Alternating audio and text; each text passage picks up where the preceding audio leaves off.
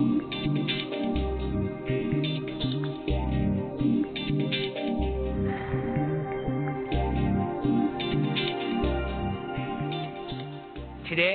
I'm going to be talking about 4 things. I'm going to be talking about dreams, plans, fears, and listening. But before I start, I'd like to find out who are the planners in the room. You're the planners. You know you're here because you plan to be here. You know the weather that's happening tomorrow and Tuesday. You plan next Thursday at 3. Right? My father was a planner. He was an Uber planner. He was from Europe, so he was very punctual. Time was really important to him. And he was a psychiatrist. He would plan his day, his week, his year. Planning was important to him because it provided him that structure that he needed. Now, who are the dreamers? So when you say dreamers, people are like, no, it's not the hippie thing. There's not hippies or they're not freaks. They're dreamers. They're wonderful to go to a dinner party with a dreamer. You know, they have the wonderful stories. They tell you about how they're going to win or if they win the lottery, what they would do with it. My mother was a dreamer. My mother was a writer, an author, and she would always tell me, Peter, follow your heart. It will look out. And it was amazing because she needed the freedom that dreams provided. So I had this amazing opportunity to be surrounded by 2 wonderful people whose relationship didn't work. No, it didn't work. They were divorced when I was 3, gone, dying. But I had this huge opportunity because they were so special and so smart and so neat. And I learned this unique differences between plans and dreams. And I'd like to share those with you today. See, I believe dreams allow us to create our own future. They give us a sense of freedom with no accountability. They are based on imagination, feeling, and emotion. Where plans, on the other hand, plans allow us to be comfortable with the future. They give us a sense of direction. They are accountable. They are based on knowledge. And it's interesting because what I see is that both of those are connected by the future. Plans and dreams are how we deal with the future, how we're comfortable with the future. Dreamers are more comfortable with an abstract future. Planners are more comfortable with controlling the future. So this is all about the future. Or I'd like to say change. Because the future is fairly abstract and it's not very personal. It really, what are we going to do in the future? It's more about change. See, I believe, and it's kind of interesting, that change is what it's all about. Because the future equals change. How we will adapt to change will define our lives. And it's the greatest thing is to be comfortable with change. We've had this amazing relationship with change for the past 1,000 years. And Leo Tolstoy wrote, everyone thinks of changing the world, but no one thinks of changing themselves. And if you read that again, it's fairly true. I think everyone does think about changing the world. I think it's fair to say that we want to change the world. We want to stop global warming. We want to stop the famine in Africa. We want to stop the homeless. We want to change so that women's rights are equal. We want all this stuff, but we don't realize that it starts with us. It's personal. See, we start the change. And the reason we don't do it, because change is scary. And we get tied up in our fears. And I believe for planners, the fear of change means losing control. And for dreamers, the fear of change means accountability. Planners love to be in control.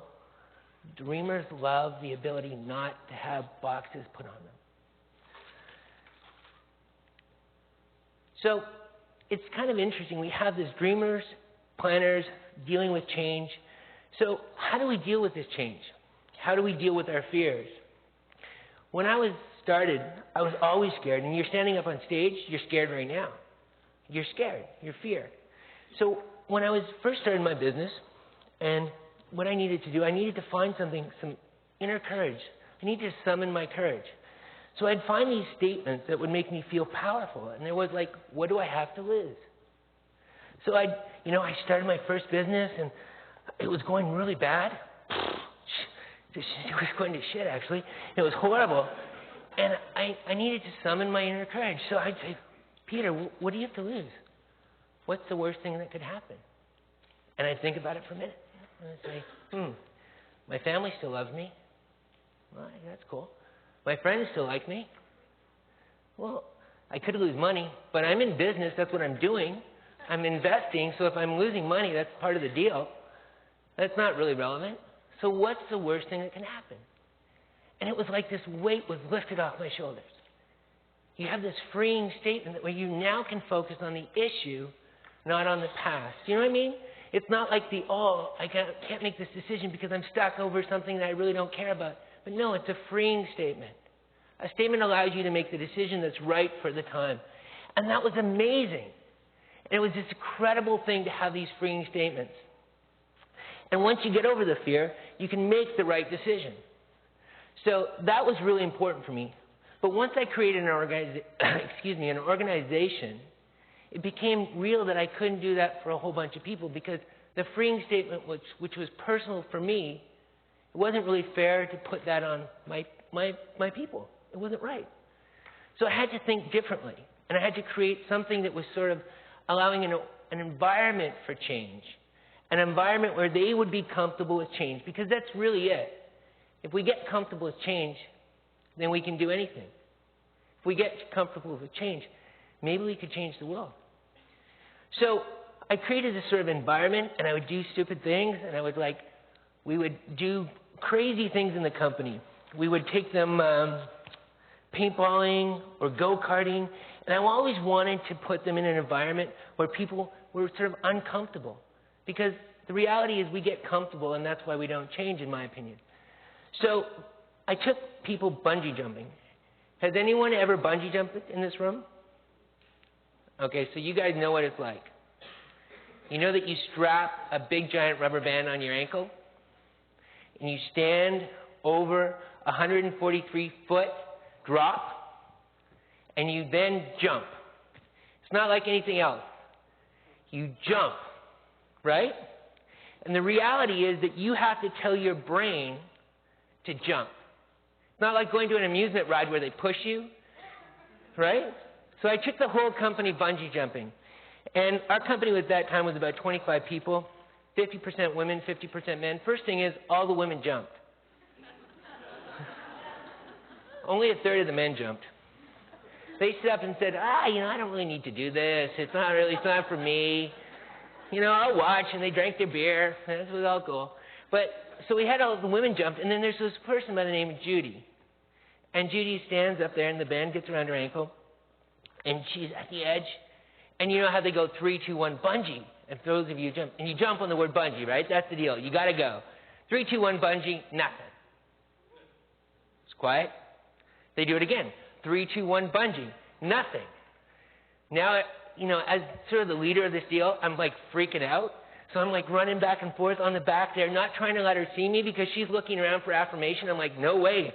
You start to think of what could go wrong. Oh, the cord could go around her neck. This could go wrong. That could go wrong. We'd be screwed. This is horrible. What's going to happen?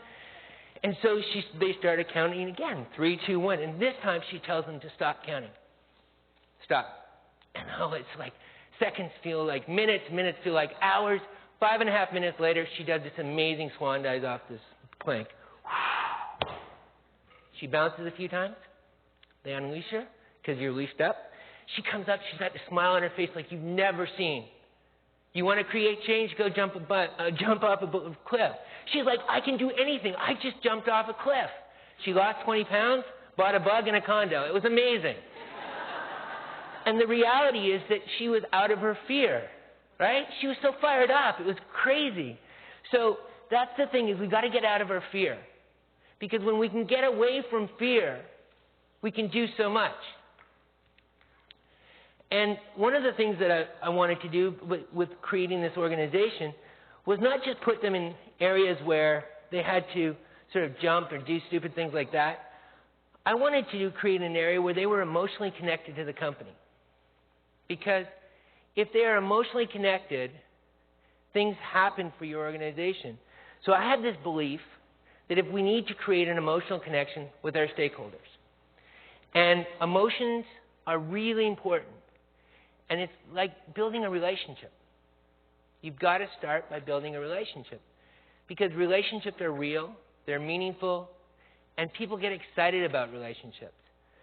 So if you're thinking about building a company, and you're thinking about building a marketing plan, start with building a relationship with your stakeholders.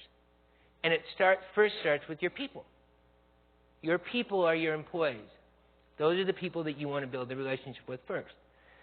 And then remember that stakeholders are not just your employees. Your stakeholders are your customers, your vendors, and your employees. So if you can build a relationship with all those people, then you have something that's really special. And for me, it's really important to create that specialness. And everybody says to me, "So Peter, how do you do this? How do you market?" And I started to think about it, and it was like, what I do is I listen. I know it's a novel approach. I know it's something unique that we don't do very often because we always listen from our perspective. But if you really want to do something amazing, you want to have an amazing organization, start listening to your people or listening to your stakeholders. But it's, first of all, listening from their perspective, which means communicating without judging. You know what I mean? Like you're listening to what they're saying and you're communicating without judging them. Think about that for 1 second. When you normally listen, are you hearing yourself talk while someone else is talking? Because if you are, and suppose that person had the cure to cancer, and you were a cancer scientist, you didn't hear it. Or suppose you were a marketer, and that person had the magic marketing pixie dust that you needed to make your plans really successful, you didn't hear it. So, everyone's like, where's all these great initiatives and great ideas? They're right in front of you. They're your people, your stakeholders. You just have to hear them. And you have to communicate without judgment. This is what I think, right? And I'm only one of 7 billion people on this planet, so put my perspective in a little bit. But this is what I think. You have to communicate without judging, and you have to acknowledge what's being said. And that's really, really important because once you've done that, you've had the opportunity to find the greatest solutions. In my career, and I don't know what that is, the greatest wealth, the greatest opportunities, the greatest success have all come from when I've listened. My greatest failures, when I stopped listening. And it's really interesting because I was told once at the very first job and the only job I've ever had, I was working in a ski shop in Edmonton, Alberta. And the owner of the shop said, the key to success is using your ears. I'm like, what, dude, are you talking about? He goes, you have 2 ears, 1 mouth. The key to success is using them in proportion. Your ears will never get you in trouble. My mouth gets me in trouble all the time. It always gets me in trouble. So, the really neat thing is that we have to listen. And it's kind of interesting because listening will create the personal ownership. So if I can create a personal relationship with my stakeholders, allow them to be personally vested in my success, and I do that through listening, then I've got something amazing. Sort of something like Apple has. You know that? Apple's got people personally connected to the success of their company, and you wonder why they're the #1 company in the world. Well, what do? They listen to their stakeholders. Ooh, magic. It's not magic. None of this, what I believe, is ever magic because it's like common sense. And common sense is if you want to be healthy, I think you have to eat right, exercise, and see your doctor once a year. There's nothing magic out there. And so for me, it's about understanding that I'm trying to create this personal relationship with my customers or my stakeholders or my people, because if they're invested or vested in your success, you're going to the moon. And that comes back to the planners dealing with the dreamers. See, the greatest dreamers, right, are the ones who figured out how to plan. Martin Luther King was a pretty good dreamer. He was a pretty great planner, too. Gandhi was pretty good at dreaming. Pretty amazing at planning, too. So it's about understanding the balance between dreaming and planning and using those together. See, great companies like Google, Apple, Lululemon have figured out this one little thing. They figured out the connection to your heart. These intangible things that dreamers bring to the party that planners don't understand, but the planners know, but they don't feel comfortable with it because it's about comfort, right? These companies have figured out really simply what's important. Imagination, intuition, your heart, your feeling. And they're able to take those soft, touchy things and put a plan around them. And that's special. And then you know what they do? They don't get dialed into the present. Because that's where we screw up. We all want to deal with today. Oh, today. We forget that today is done. It's about tomorrow. So great companies, great people figure out they're going to stay focused on the future and not react. Because it's all about reacting. Our marketing is reacting. It's about being present for tomorrow. I know it sounded weird, but it's like being present for tomorrow. And that's the coolest thing. And for me, and I think it's just about, personal, but for me, I believe that change, along with death, are the only two things we have in common. We will die, reality, and you will be forced to deal with change. They're constant. So we have a choice on how we choose to deal with change.